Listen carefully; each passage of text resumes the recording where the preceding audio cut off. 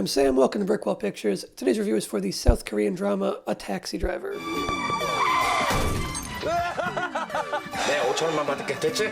뭐 비싸? 자, 3천만 받아. 아! 10만 원? 도와본거 하루에 택시비를 10만 원이나 준대? 나이스 미츠.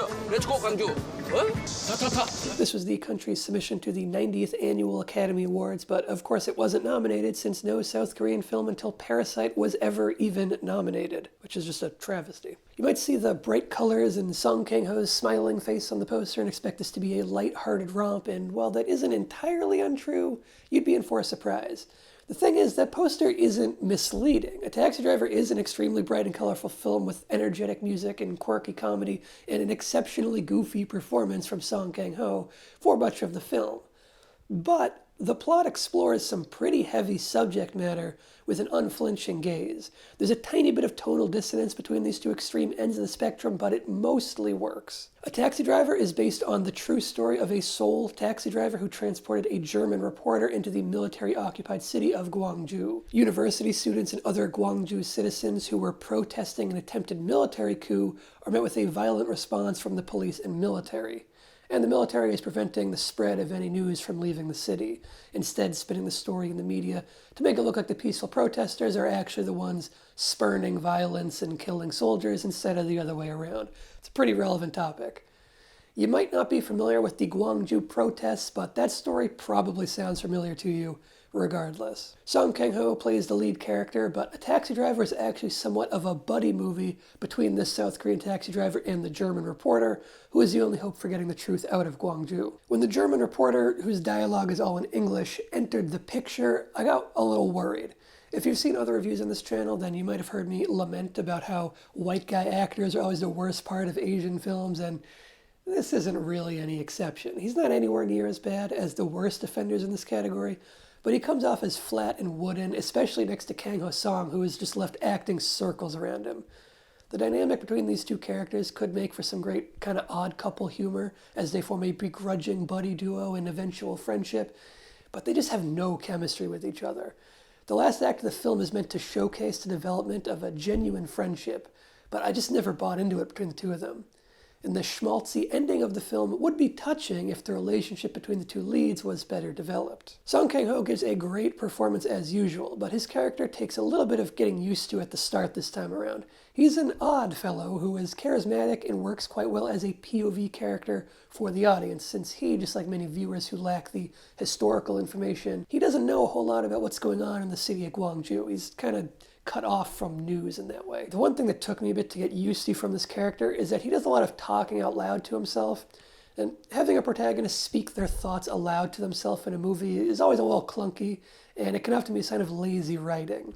Kang-ho is good enough to sell it though, and it's a whole lot easier to buy when he's speaking to himself in Korean while the German reporter can't understand them.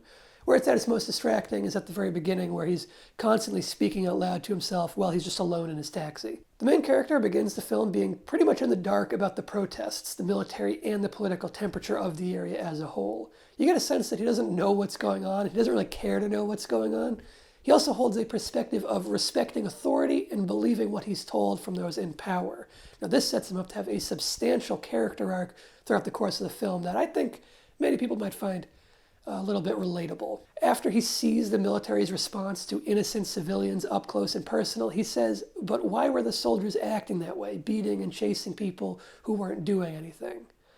At its heart, A Taxi Driver is a story of a man being radicalized by the police and military's response to peaceful protesters. That's a theme I find extremely relatable. The film might be about the 1980 protests in Gwangju, South Korea in particular, but its depiction of an armed and violent response is sadly more universal. There's plenty of hardship in the film, of course, but there's also a lot of joy, and it's not just coming from the often goofy leading character.